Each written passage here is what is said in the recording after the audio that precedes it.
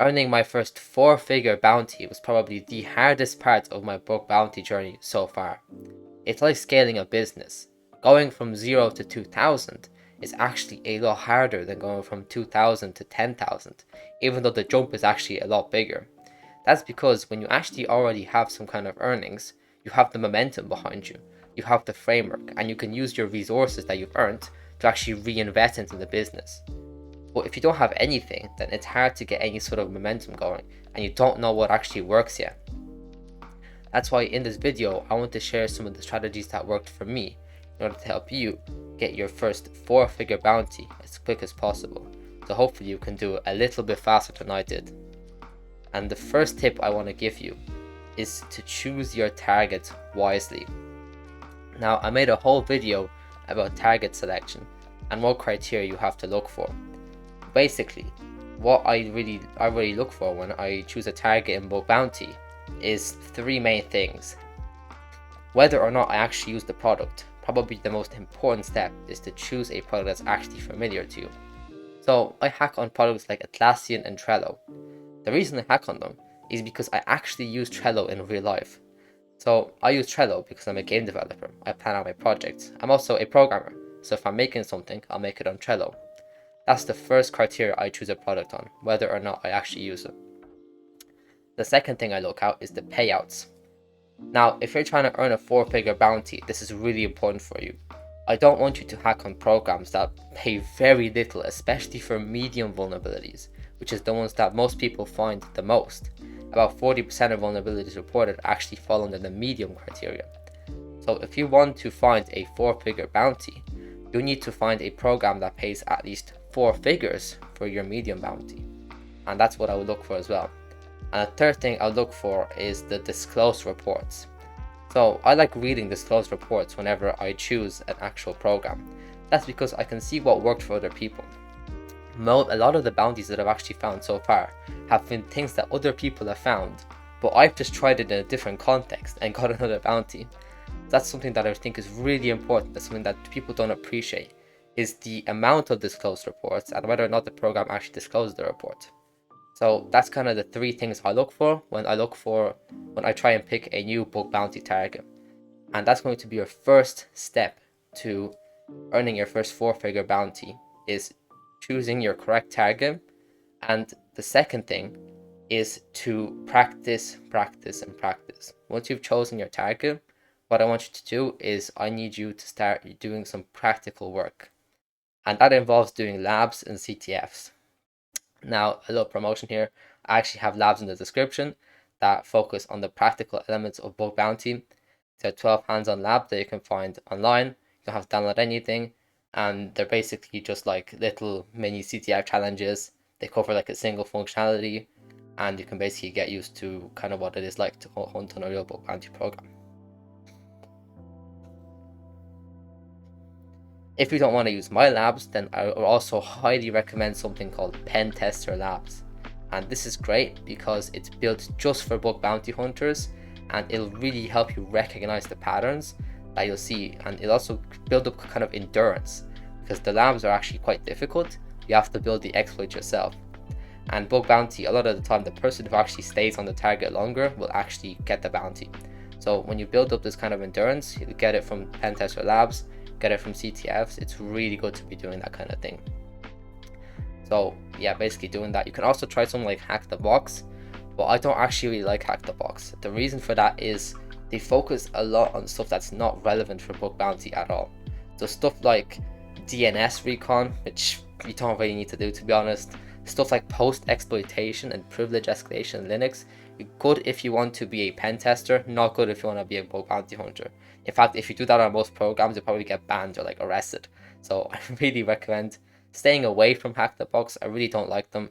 So really focus on Pen Tester Labs, my CTF obviously, and then you can also try Portsfigure Web Academy, which is very good as well.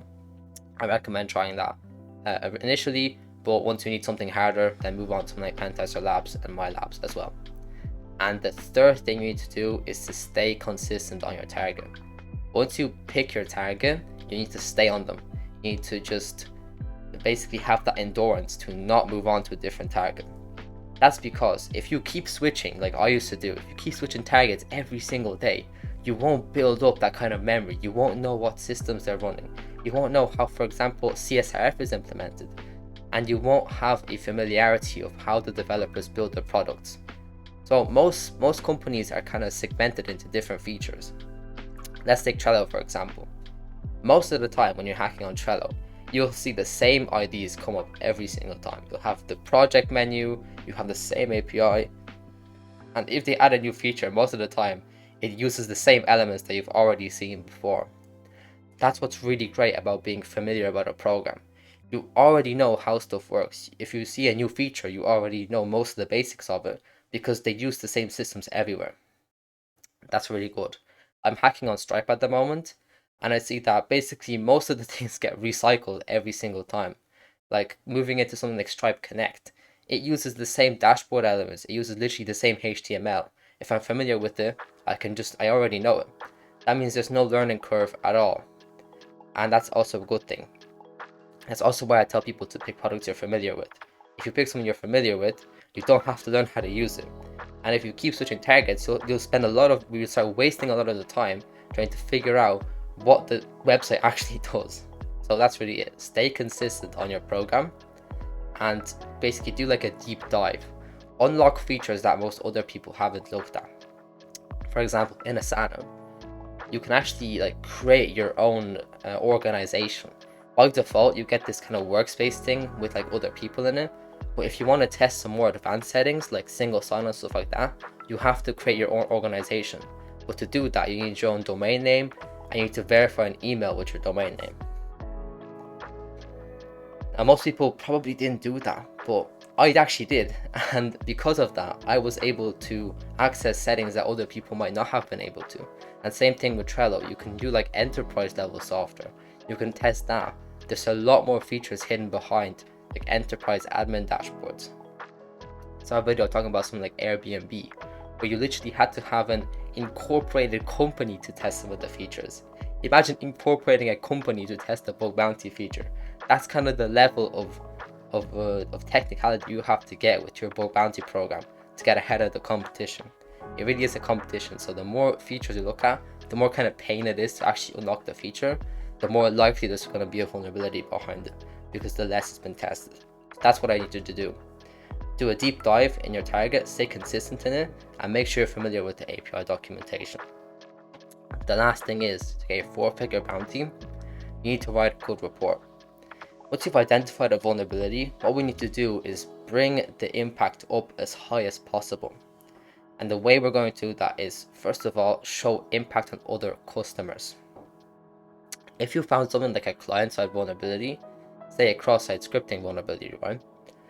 What I want you to do is make sure to build some kind of POC, some kind of proof of concept to showcase how that will impact other customers. Build a HTML page that would use your cross-site scripting to perform some action on behalf of the user. For example, if HTTP only isn't enabled on the cookies, then use it to leak a test account's cookies, for example. That all will show impact on the customer and make sure you get the highest possible impact on your vulnerability, meaning you get the highest possible payout. So hopefully above 4 digits if you followed the first step, which is choosing a target that pays above 4 digits. And if it's a server-side vulnerability, you need to show impact on the company. And the best way to do that is to show impact using API keys and some kind of environment variables. So if you find, for example, a local file read, what you need to do is basically leak some kind of file that is sensitive to the company. So if it's like you reading stuff on the server, you do, for example, etc/password and read that. Maybe you found an SSRF, then you can start reading the internal metadata. If that's not available, maybe enumerate the APIs and try and prove the impact on other customers. By following these steps, you'll basically be able to show impact and get the maximum possible payout possible. And I actually made a whole video about this called Faster Triage, which will not only tell you how to show impact, but it'll actually tell you how to speed up the triage. But some basically small things from that is to use Markdown whenever you're writing your reports to make them more clear. Use a step-by-step format to make sure the triagers can kind of follow it clearly, and always build some kind of proof of concept in order to show the impact. So that's kind of the 4 things that you need to do in order to get your first 4-digit bounty. First of all, to pick your target wisely. So select it using the criteria I've said before. And yeah, if you want to learn more about that, you can watch my other video.